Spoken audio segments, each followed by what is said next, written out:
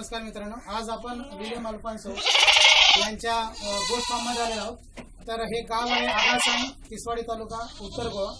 तर कृषी विज्ञान केंद्राच्या आपल्या एक फील्ड आहे पॉप्युलरायझेशन ऑफ कोकण कन्याल गोट्स। तर त्याचा पीपीपी म्हणजे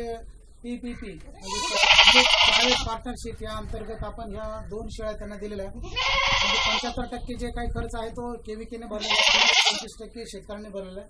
तर त्या अंतर्गत मागच्या वर्षी एफएलडी त्यांना या 2 शेळ्या दिल्या। तर एक त्याच्यामध्ये म्हणजे ते एक मेल आणि एक फिमेल तुम्ही बघू शकता। तर ही गोष्ट प्रेग्नंट होती आणि आल्यानंतर 5 महिन्याच्या कालावधीमध्ये त्याचा जो काही गर्भकाळ असतो तर पहिलं त्यांना मेल कीड जन्मलाय आणि ते 11 महिन्यानंतर सुमारे जवळपास 34 किलो वजन भरलेलं आहे आणि त्याचं ते 11,000 रुपयानं ते विकलेले आहेत। आणि परत ती नंतर प्रेग्नंट बरोबर इंटर किडिंग पिरियड जर बघितलं तर 8 महिने मेंटेन झालेलं आहे आणि त्याच्यानंतर ती आता 2 नर पिल्लं दिले आहे। म्हणजे पहिल्या वेळेस 1 पिल्लू आणि दुसऱ्या पावटी दुसऱ्या किडिंग मध्ये त्यांना 2 फिमेल भेटलेले आहेत। आणि आता जर समजा कोकण कन्याल शेळ्या आणि लोकल शेळ्यांचा जर विचार केला तर त्याच्यामध्ये आता ह्या शेळ्यांचं जर समजा 1 वर्षाचं जर वजन बघितलं तर नर कमीत कमी 15 ते 20 किलोच भरणार आणि फिमेल जी आहे ती 14 ते 17 किलो भरणार।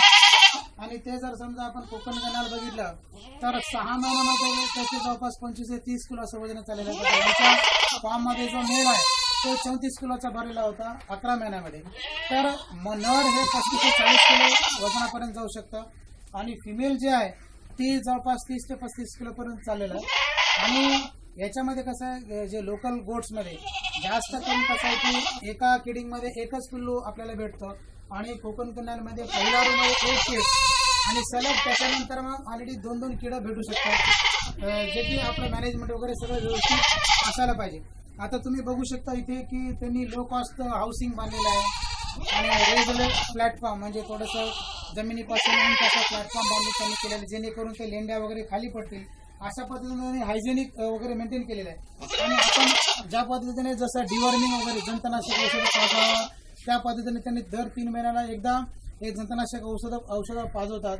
आणि तुम्ही बघू शकता की त्यांचा जो ग्रेझिंग लँड आहे पूर्ण म्हणजे सेमी इंटेन्सिव्ह पद्धतीमध्ये हे त्यांचं ते शेळी पालन करतात। म्हणजे जास्त करून चराला सोडतात 6 ते 8 तास आणि बाकीचं मग हे पूर्णपणे उरलेला काळ हा इथे आनंदाने राहतात।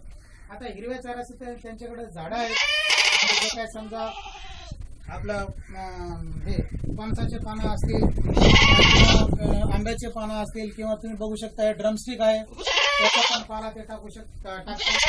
आणि कॉन्सन्ट्रेटमध्ये ते एकतर फक्त म्हणजे गहू टाकतात आणि गव्हाचं साधारण समजा 300 ग्राम पर अडल्ट एनिमल अशा पद्धतीने त्यांचं हे चाललेलं आहे। तर साधारण वर्षाचा जो खर्च आहे तो 5,000 रुपये एका अडल्ट शेळीवर होत आहे आणि ते जर विकलं म्हणजे 11,000 म्हणा तर साधारणपणे एका शेळीमागे कमीत कमी 5-6 हजाराचा तेवढा प्रॉफिट आहे। तर शेळी विकत असताना पण व्यवस्थित जर समजा 300 रुपये 350 रुपये जर समजा रेट भेटला तर शेळी पालन आणि त्याच्या ते कोकण कन्याल शेळीसोबत आपल्याला फायदेशीर जातो। फक्त आपण त्यांना 2-4 प्रश्न विचारूया। मागा सांग हे गोट कैसून आणले आणि कोण दिले, हे कसे, हे कुठली जात असा? हे कोकण कन्या जात आहे आणि ही आम्ही ऐकायला गोवा गव्हर्नमेंट आणल्या आणि ती प्रेग्नेंट आणली, त्यांना 2 जोडी दिलेली, ती पेअर दिलेली आणि ती पहिल्या पोटी एक पहिली पावटी एक झालो त्याचा मेल झालो आणि तो 11 महिन्यान सुमार 34 kg झालो आणि ते काय 11,000 माझी रेकॉर्ड आणि दुसरी पावटी 2 किलो 8 महिन्याने उपरांत माझी आणि त्याची 2 आता साधारण 4 महिन्यात त्याचं वजन किती आहे? 4 महिन्यात त्याचं 12 kg आहे। आणि हे मेन्यूवर काय करता तुम्ही? मेन्यूवर हे घालताय व्हेजिटेबल घालताय। म्हणजे एकंदरीत तुम्हाला या शाळेपासून म्हणजे ह्या शाळा तुम्हाला लोकल पेक्षा चांगल्या वाटतात.